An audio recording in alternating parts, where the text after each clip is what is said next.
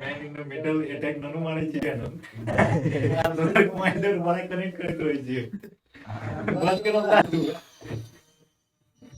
हम एडिशन ध्यान नहीं देते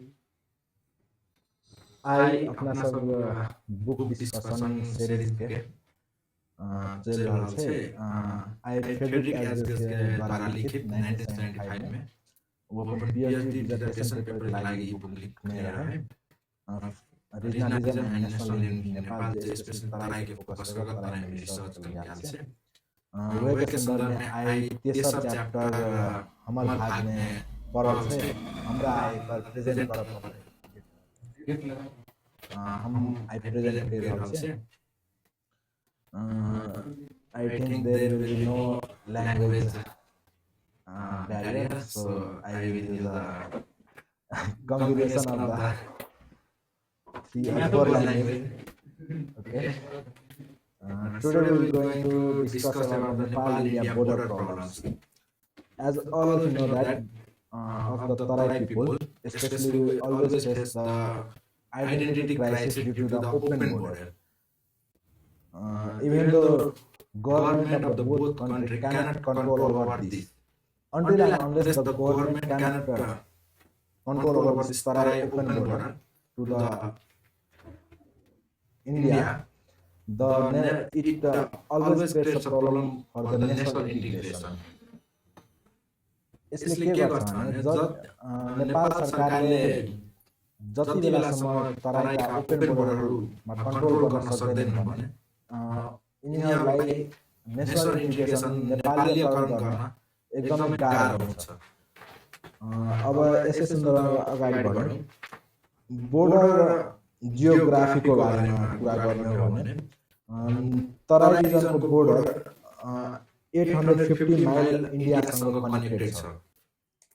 त्यसमा भने major portion 550 miles flat land, cultivated land र त्यसको नेचुरल फिचर छैन। लाइक हाम्रो के छ भने धेरै जसो माउन्टेन र रिभर्सहरुले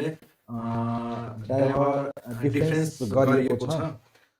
त्यही कारणले कति ठाउँमा कल्टिभेटेड ल्यान्ड कसैको खेतमा पनि आजको दिनमा पनि तराईमा हेर्ने हो भने आदि खेत यो साइड छ उसको अनि आदि उता छ।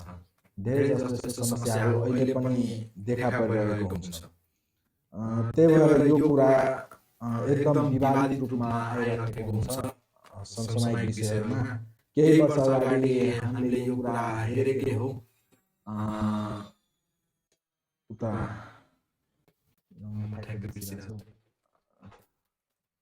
बोर्डर महाकाली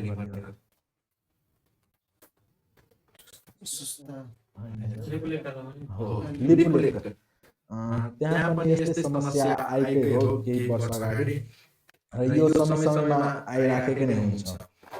र रिभरहरु मोस्टली रिभरहरुले पनि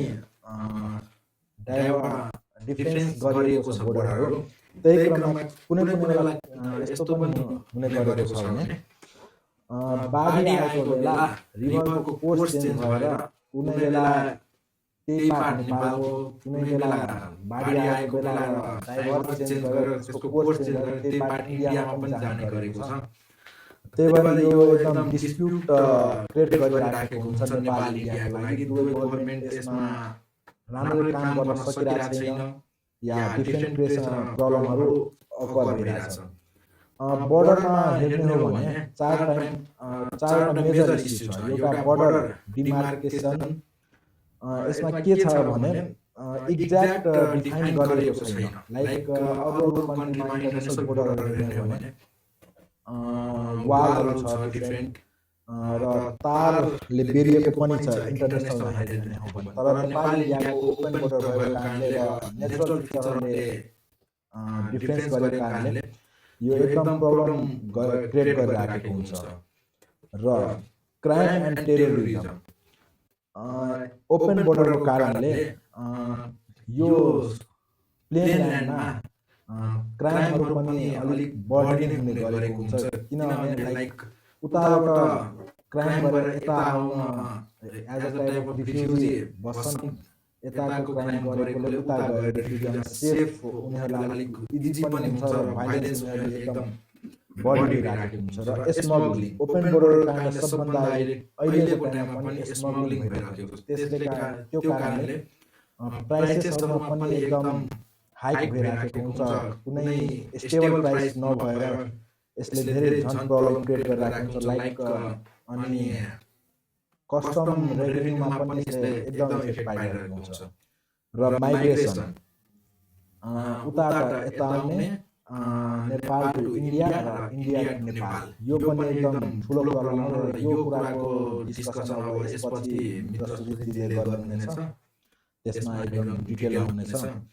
अब बोर्डर डिमार्केसन डिस्प्युट्सको बारेमा कुरा गर्ने हो भने यसले हिस्टोरिकली के भएको थियो भने ब्रिटिस इन्डिया र नेपाल गभर्नमेन्टले यसका लागि एग्रिमेन्ट गरेको थियो र यसका लागि एग्रिमेन्ट गर्दाखेरि कसैले एक पक्षले नदीको आधारमा एक पक्षले यतिकै म्याप ड्रो गरेर त्यही भएर यो बोर्डर डिमार्केसन डिस्प्युट एकदम ठुलो डिस्प्युट हुने गरेको हुन्छ समय समयमा।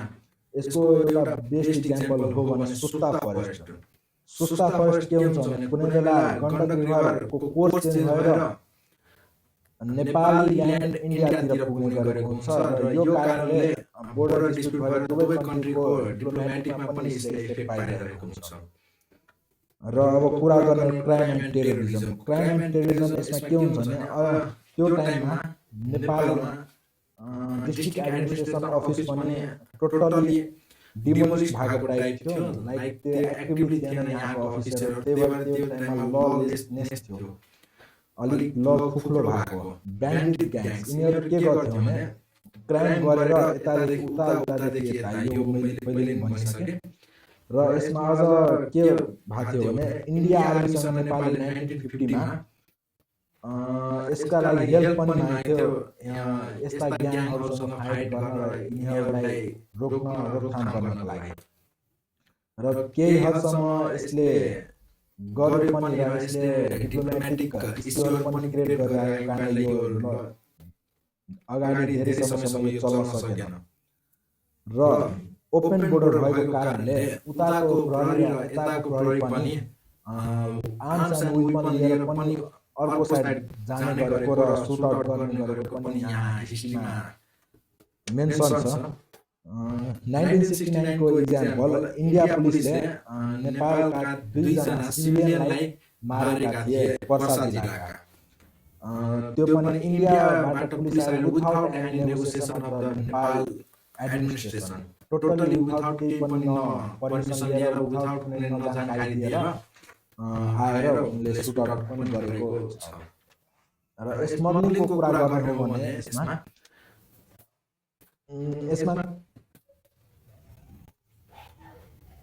स्मग्लिङको कारणले तराई रिजन र बोर्डर साइडको एरियाहरूमा प्राइसको पनि चेन्जेस भइरहेको हुन्छ। लाइक कुनै सामान नेपाल इन्डियाबाट आएको इम्पोर्ट भएको तर इन्डियामा महँगो हुने र नेपालमा सस्तो हुने गरेको कारणले फेरि नेपालबाट त्यो सामानहरू इलिगली स्मगल भएर इन्डिया गएर त्यहाँ सस्तोमा बेच्ने गरेको पनि पाइएको छ।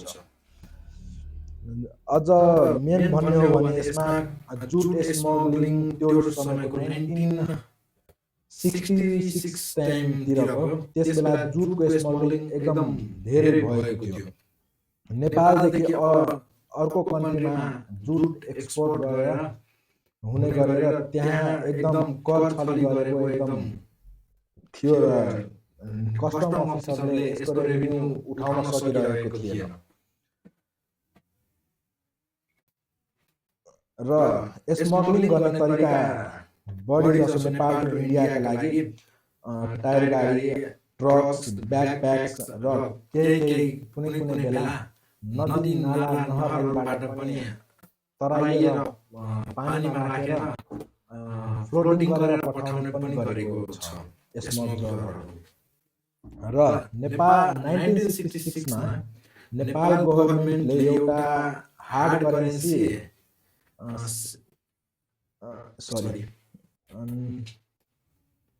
गिफ्ट पार्सल स्किम ल्याएको थियो 1967 मा। त्यो गिफ्ट एलाउन्सले के गरेको थियो भने एब्रोडबाट एक दिनमा 1000 भारूको सामानहरू नेपालमा ल्याउन सक्ने व्यवस्था ल्याएको थियो। त्यसकारणले नेपालमा र नेपालका बिजनेसम्यानहरू हङकङ, सिङ्गापुर र अन्य फरेन कन्ट्रीबाट लग्जरी आइटमहरू बनाउने गरेका थिए, like radios, watches, cameras and cigarette lighter etc. त्यो टाइममा यो एरेन्जमेन्टले नेपाल गभर्नमेन्टलाई कर उठाउन सजिलो गरेको थियो। 40% एक्सपोर्टर्स फरेन अर्निङ के यसमा के भएको थियो भने 40% 60% उनीहरूले हार्ड करेन्सी राख्न पाउँथे, उनीहरूले आफै युज गर्न पाउँथ्यो। हार्ड करेन्सी भनेको dollar, euros or pounds that not a local, that is internationally accepted, that is called a hard currency. त्यो कारणले हार्ड करेन्सी नेपाललाई पनि त्यो इन्टरनेसनल ट्रेडको लागि चाहिएको थियो। त्यो भएर त्यसलाई कन्भर्ट नगर्नुपर्ने त्यस्तो देशलाई लागेको थियो। त्यस कारणले धेरै जसो बिजनेसम्यानहरूको लागि यो एकदम राम्रो भएको थियो। र लग्जरी आइटमहरू, गिफ्ट पार्सलहरू रिसिभ गर्दा नेपालले त्यो टाइममा एक दिनमा 2 लाख भन्दा बढीसम्म पनि कर उठाएको यसमा मेन्सन भएको छ। र कस्ता कस्ता गुड्सहरू इन्डियाबाट नेपाल आउने गरेको छ यसमा हेर्ने हो भने नेपालका यहाँ काठमाडौँमा इन्डियाका बस्नेहरू पनि धेरै छन् र कुनै कुनै हिन्दूको दसैँ तिहार या अन्य फेस्टिभलहरूमा त्यो सामानहरू यहाँ आएर एकदम महँगोमा र त्यो एभाइलेबिलिटी गरेर पनि बेच्ने गरेको हुन्छ। त्यो सबै स्मग्लिङ तरिकाले गर्ने गरेर त्यो कर छली यसमा हुन्छ। यही कारणले इन्डिया गभर्नमेन्टलाई पनि गाह्रो हुन थालेको थियो। त्यही भएर इन्डिया गभर्नमेन्टलाई यो स्मग्लिङ काउन्टर गर्नलाई इन्डिया गभर्नमेन्ट एउटा स्ट्रिक्ट मेजर इम्प्लिमेन्ट गर्यो, specially in Bihar state in 1968। त्यसले के गर्यो भने स्मग्लिङ युनिट उसले बनाएको थियो स्मगलर्सहरूलाई समात्नका लागि। त्यही समयमा 1968 मा मोर देन 17 मिलियन को सामानहरू बरामद गरेर त्यसलाई सिज गरेको पनि थियो। त्यसमा synthetic yarn, watches and cigarette लाइटरहरू त्यसमा थिए। र अब नेपालदेखि इन्डियाको ट्रेडमा, इलिगल ट्रेडमा हेर्ने हो भने नेपालमा त्यति बेला स्टेनलेस स्टिल र टेक्सटाइल फ्याक्ट्रीहरू एउटा दुईवटा मात्र थिए। तर 1969 मा त्यो बढेर 7वटा भयो। यस कारणले के भयो भने इन्डियाबाट इम्पोर्ट गर्ने र मेटेरियल त्यही सामान फेरि इन्डियाबाट बढीमा बेच्ने पनि गरेको थियो। र त्यस कारणले इन्डियाका त्यहाँका इन्डस्ट्रिस्टहरूलाई एकदम गाह्रो भइरहेको थियो। किनभने नेपालबाट सामान सस्तो भएर उनीहरूको मार्केटमा उनीहरूकै सामान बेच्नलाई अलिक गाह्रो भएर त्यही भएर त्यसको लागि प्रोटेस्ट समेत गरेको थियो। र अझ एउटा कुरो राइस स्मग्लिङ नेपालको तराई रिजनले कुनै बेला राइस एकदम राम्रो प्रोड्युस गर्थ्यो, सरप्लस एमाउन्टमा जान्थ्यो, जरुरीभन्दा हामीलाई चाहिएभन्दा बढी त्यो कुरा इन्डिया एक्सपोर्ट गर्थ्यो। त्यति बेला इन्डियामा सर्टेज थियो यसका लागि। त्यही भएर यो पनि एकदम स्मग्लिङ तरिकाले इन्डिया जाने गरेको थियो राइसहरू पनि। र इकोनोमिक कन्सिक्वेन्सेस हेर्ने हो भने इलिगल ट्रेड यसमा के पनि भएको थियो भने currency devaluation made India goods cheaper draining the Nepal India currency. यसमा करेन्सी डिभाल्युएट हुन्थ्यो र इन्डिया गुड्स चिपर पनि हुने गरेको थियो कुनै समयमा नेपालमा इन्डियाभन्दा। त्यस्तो पनि भएको थियो। यो पीएम सूर्य बहादुर केसी भएको बेला हो र यही कारणले नेपाल गभर्नमेन्टले इन्डिया सरकारलाई धम्की पनि दिएको थियो कि ओपन बोर्डर क्लोज समेत गर्न सक्ने इन्टायरली टोटलको लागि। र अझ यसमा हेर्ने हो भने बिजनेसम्यानहरू यसको एकदम ब्ल्याक मार्केटमा फाइदा उठाउने गरेको थियो। फरेन गुडहरू नेपालबाट स्मगल गरेर इन्डियाबाट इन्टरनेसनल मार्केटमा पुगाउने गरेको थियो।